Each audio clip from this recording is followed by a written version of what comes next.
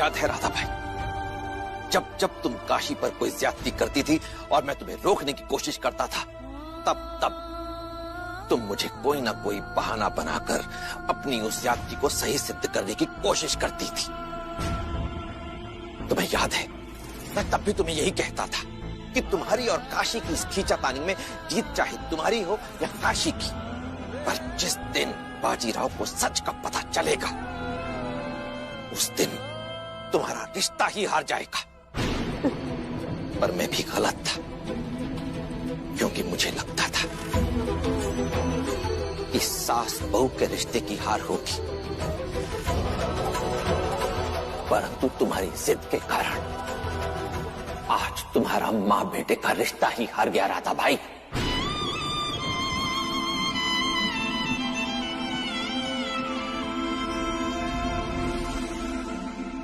आपको पता है कि आपकी पत्नी को सुबह उठाने के लिए उसके सर पर पानी डाला जाता था?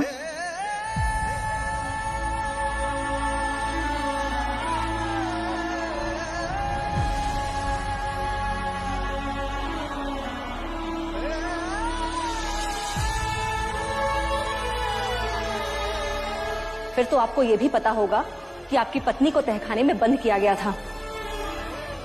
अंधेरे कमरे में बंद किया था, ये पता होने के बावजूद कि उसे अंधेरे से डर लगता है।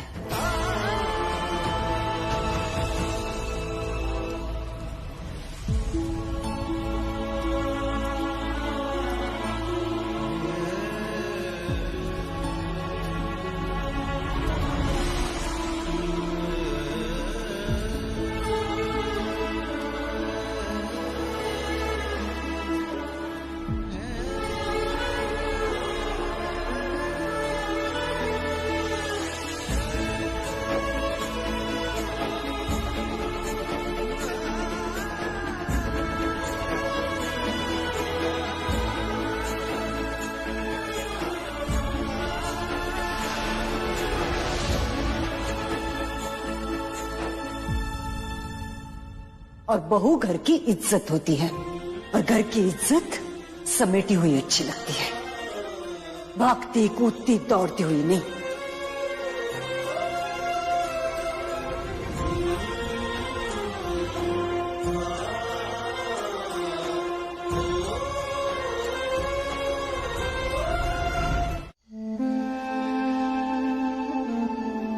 तुम जानते हैं, आज आपने भी खाना नहीं खाया होगा, इसलिए हमने भी नहीं खाया। मुझे पता है काशी कि जब तुम गुस्सा हो जाती हो, नाराज हो जाती हो, तो तुम खाना बंद कर देती हो। और आज मैं तुम्हें बिना बताए आया हूँ, और ऊपर से मैं तुम्हारे हाथ से दही शक्कर खाए बिना आ गया, तो तुम नाराज भी बहुत हुई होगी।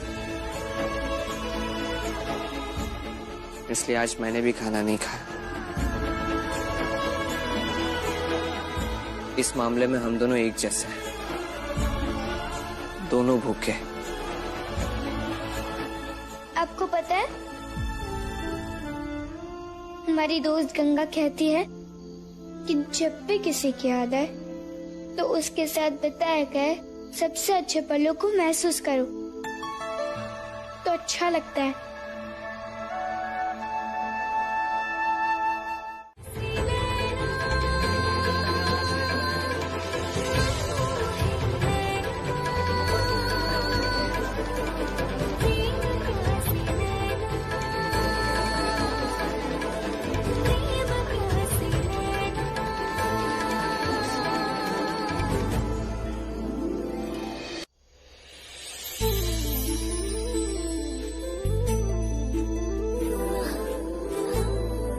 काशी, मुझे माफ कर दो। मैं तुम्हें बिना बताए चाँद से वापस आ गया। इतना बड़ा वीर युद्ध माफी मांगते हुए अच्छा नहीं लगता, इसलिए आप हमसे माफी मत मांगिए। और अगर हम आपको माफ नहीं करेंगे तो आप क्या कर लेंगे? तो तुमसे तब तक माफी मांगूंगा जब तक तुम मुझे माफ नहीं कर देती। वैसे एक दिल की बात है। बताओ। आपसे नाराज थे, लेकिन रात होते होते आपसे नाराजगी दूर हो जाती है। क्या है ना कि आपसे ज्यादा देर तक हम नाराज रह ही नहीं पाते। मैं भी।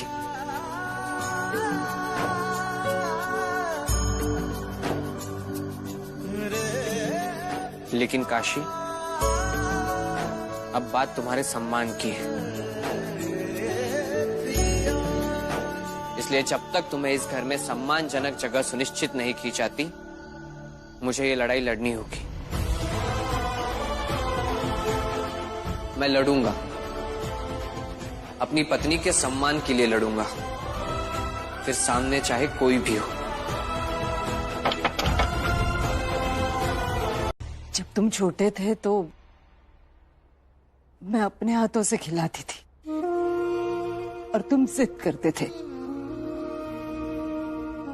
कि जब तक मैं तुम्हारी थाली से नहीं खाऊंगी तुम भी नहीं खाओगे। और अपने नन्हे नन्हे हाथों से खिलाते थे मुझे। जब मैं खाती थी तो खुश हो जाते थे। अब तुम समझदार हो गए हो। तुम्हारी और मेरी भूख से भी ज्यादा शायद तुम्हें तुम्हारा गुस्सा है। अब तुम्हारी आई के खाने ना खाने से तुम्हें कोई फर्क नहीं पड़ता होगा शायद।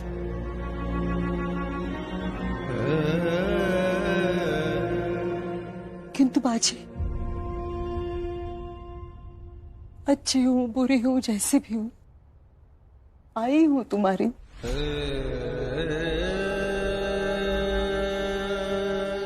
जब तक तुम खाना नहीं खाओगे मैं भी नहीं खाऊंगी।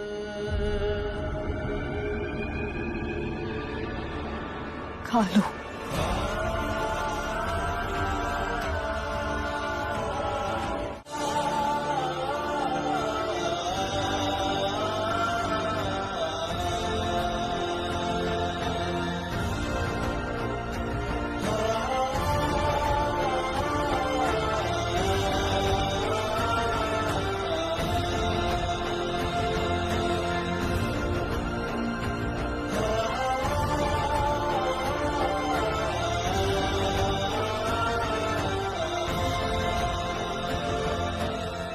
अब तुम खा लो।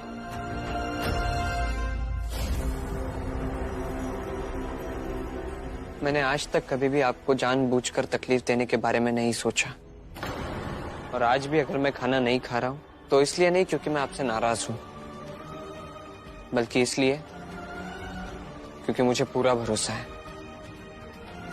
कि काशी ने भी खाना नहीं खाया होगा। पर दूर रहने की सजा वो अकेले क्यों भुगते?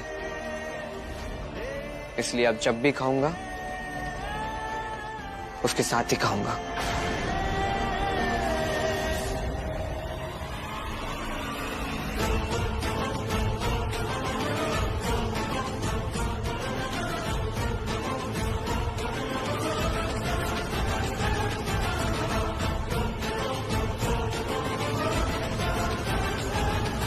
आपने छोटे सरकार को सब कुछ बता दिया ना? सास ने आपके साथ क्या क्या किया था वो?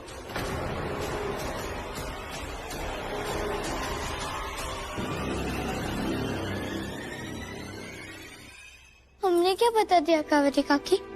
यही अंधेरे कमरे में जबरन बंद करने से लेकर रेत पर चलवाने तक सब कुछ। इसी कारण छोटे सरकार बहुत नाराज है। सास बढ़ाकर ना तो वो अपने आई से बात कर रहे हैं और ना ही कुछ खा पी रहे हैं। बात नहीं कर रहे और कुछ खा भी नहीं रहे। हाँ, मालकिन के और आपके बीच में एक वादा था कि छोटे सरकार को कुछ भी ना पता चले। फिर आपने उनके साथ विश्वासघात क्यों किया? हमने उनको कुछ भी नहीं बताया। क्षमा करें मालकिन, लेकिन ये बात आपके और गंगा के सिवा कोई नहीं जानता था। विश्वास कीजिए, राव की कसम, हमने उनको कुछ भी नहीं बताया। फिर किसने बताया छोटी मालकिन?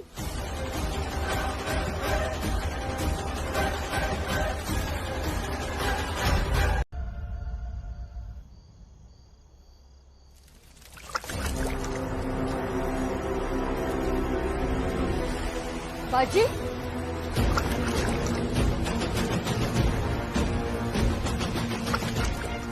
क्या कर रहे हो बाजी? अंधेरा कर रहा हूँ आई। और काशी ना जाने उस रात के अंधेरे में कितना डरी होगी। और मेरी भी किस्मत देखो ना आई, मुझे तो रात के अंधेरे से डर भी नहीं लगता। लेकिन आज इस वाड़े की सारी मशालें बुझा दूंगा।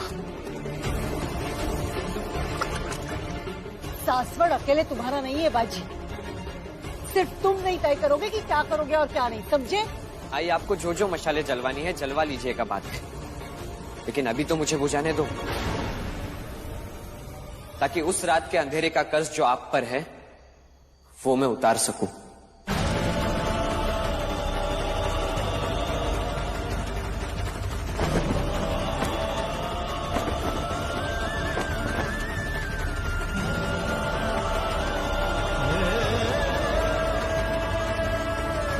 काशी, उस रात जब हमारा दोबारा विवाह हुआ था तब मैंने तुमसे कहा था ना कि सारी खुशियां तुम्हारी और सारे आंसू मेरे। वैसे ही आज से सारी रोशनी तुम्हारी और सारा अंधेरा मेरा। और मैं बाजीराव बालाजी बल्लाल आज से अपने हिस्से की सारी रोशनी तुम्हारे नाम करता हूं काशी, और तुम्हारे हिस्से का सारा अंधेरा अपने नाम करता हूं काशी। काशी,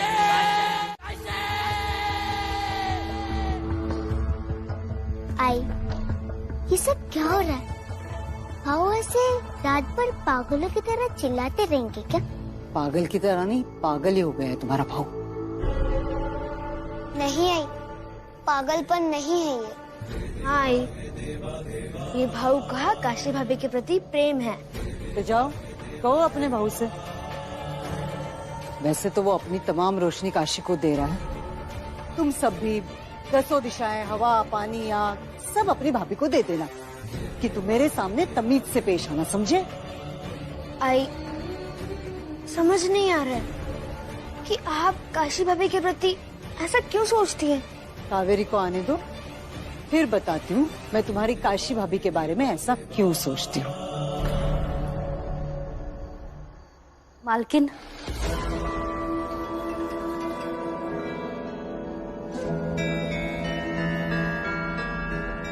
छोटी मालकिन ने आपके साथ कोई विश्वासघात नहीं किया है।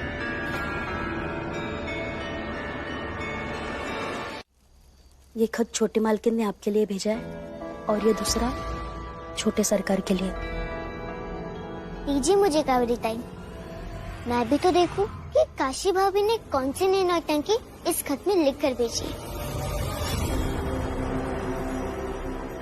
कावेरी काकी, आप ये खत भाव को आप जाकर दे दीजिए।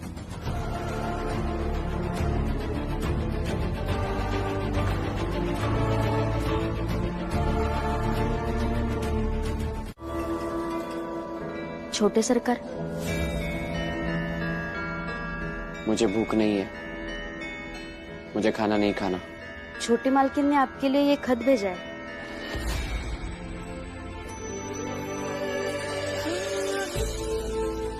ये कौन सा दूध लेकर आया? मैं अभी जाकर उनसे पूछता हूँ कि काशी कैसी है। कावेरी काकी तो सास गई थी। काशी भाभी ने तो आपके लिए और आई के लिए दोनों के लिए खत भेजा। आप यहाँ आराम से बैठकर खत पढ़िए और हम दोनों बाहर जाते हैं।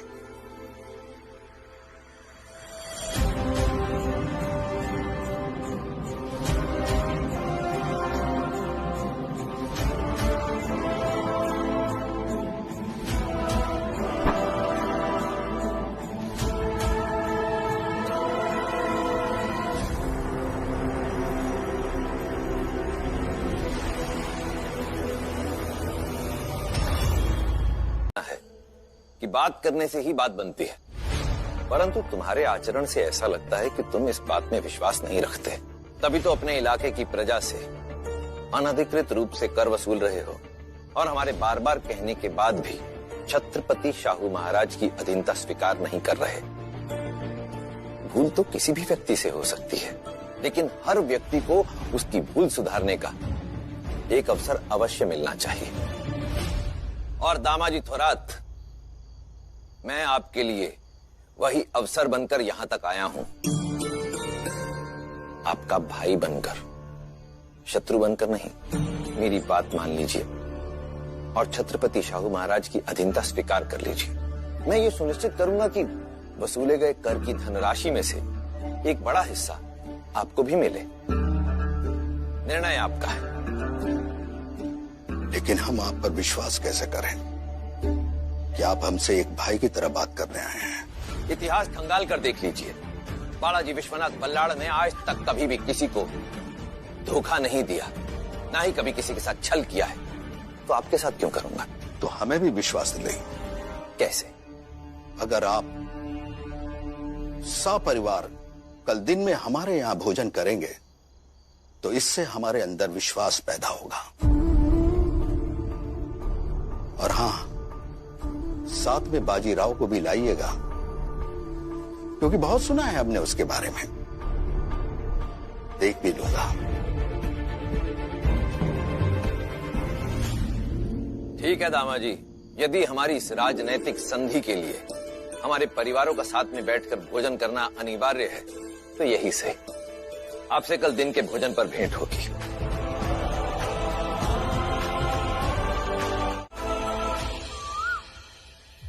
राधा भाई, बाजीराव, राधा भाई, क्या हुआ? खुशखबरी है।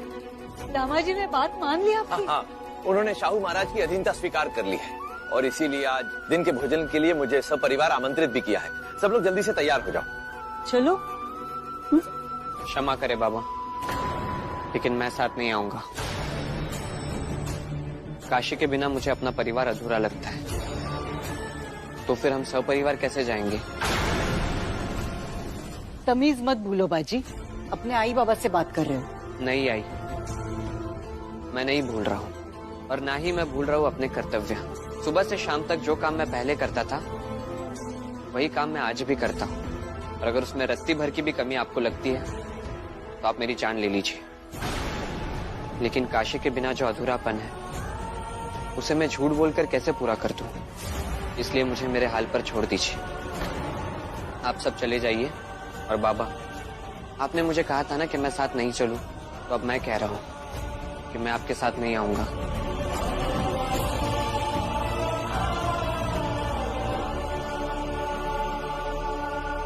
मैं समझाती हूँ उसे। कोई जरूरत नहीं है, बात तो अब मुझे आपसे करनी है। चलिए।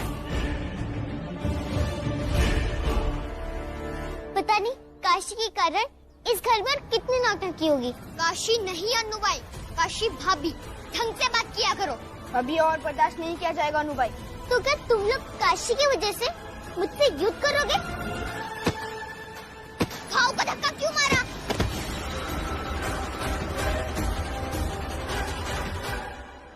तुम लोग ने काशी की वजह से मुझे गिरा दिया। हमने तुम्हें नहीं गिराया, गिरी तो तुम अपनी गिरी हुई सोच की वजह से हो।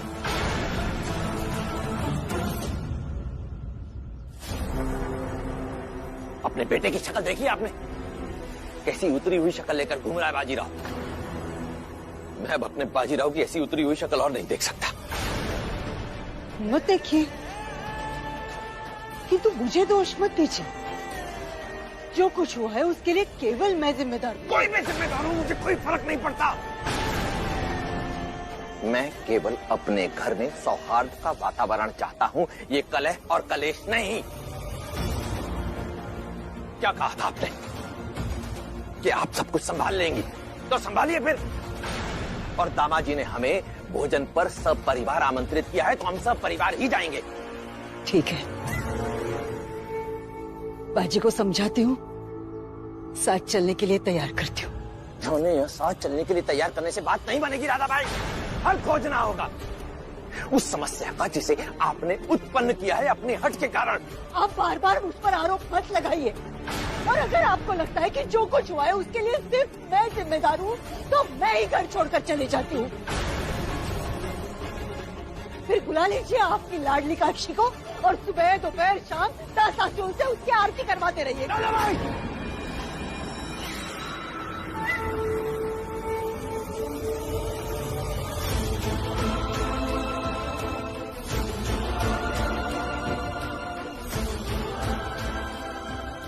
अपनी सीमा का उल्लंघन मत कीजिए। अब एक शब्द भी और मत कहिएगा, नहीं तो देखो तो सही,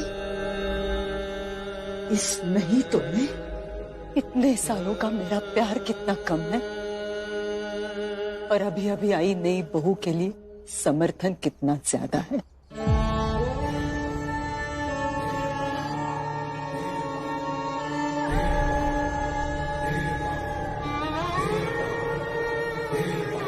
आई ने जाने से पहले कहा कि काशी को वापस सासवड़ लेकर आ जाए, तो चलो अपने घर। नहीं राव, हमें किसी से कोई शिकायत नहीं है सिवाय आपसे। सबने चास जाने को कहा तो कहा, लेकिन आपने कैसे कह दिया? हाँ, मानते हैं कि हमारा कहना परिवार के लिए गलत था, बाबा के लिए गलत था, सासू माँ के लिए गलत था। क्या उन सारी गलतियों पर ये सच भारी नहीं था कि आप हमारे पति हैं और हम आपकी पत्नी हैं? काशी, शिकायत मुझसे है ना, तो करो शिकायत, लेकिन सासवड़ वापस चलो। कैसे चले राव? अब तो डर लगने लगा है कि कल को हमारी किसी भी बात से आप असहमत हो जाएंगे, फिर वापस से कहेंगे कि काशी तुम चास चली जाओ। इसी में ही सबकी भलाई होगी।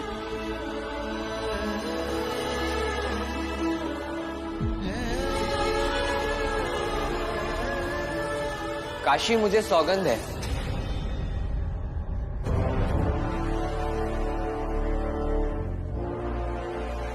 सौगंध है इस तलवार की कि आज के बाद कभी भी, किसी भी हाल में, किसी भी परिस्थिति में मैं तुम्हें सासवड़ छोड़कर जाने के लिए कभी नहीं कहूंगा। और अब से तुम चास जब भी आओगी, सिर्फ और सिर्फ अपनी मर्जी से आओगी।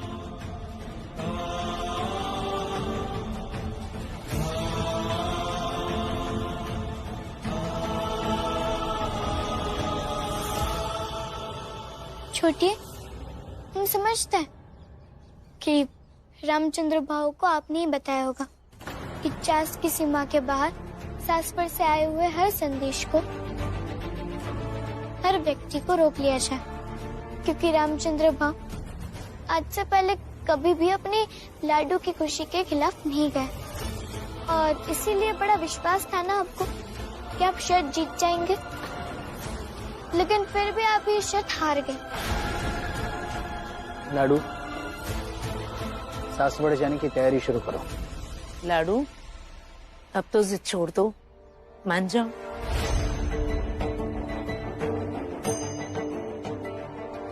मान जाओ ना काशी।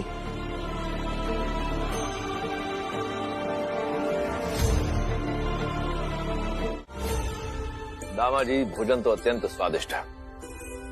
क्यों जी माँ जी? हाय, ये पूरन पूरी तो अत्यंत स्वादिष्ट है। खाइए खाइए, खास आप लोगों के लिए ही तो बनवाया गया है।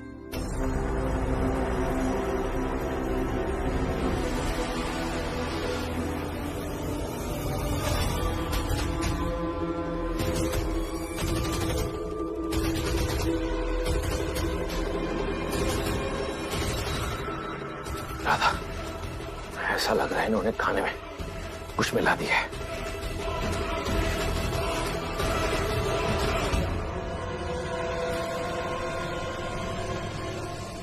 सही कहा बालाजी, आप सबके भोजन में औषधि मिलाई गई है, इसलिए कोशिश करना बेकार है। बालाजी, अब आपकी पत्नी, आपका बेटा चीमा जी हमारी कैद में है।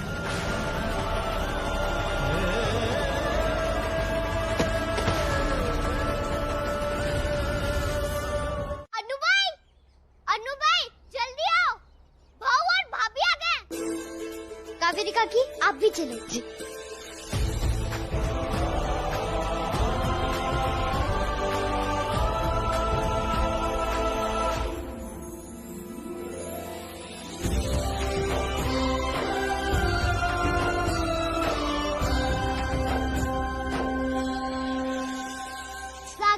का भाभी?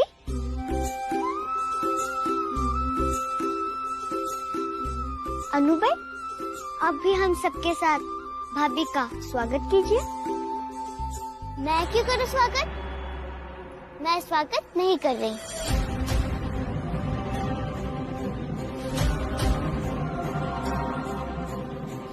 आओ काशी, अंदर चलो। छोटे सरकार,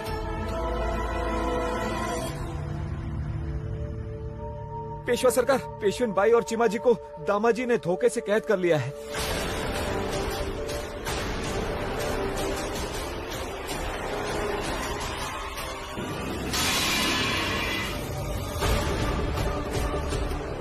लो, मनुष्य काशी के इस घर में पाँव पड़े नहीं, क्या अशुभ हो गया?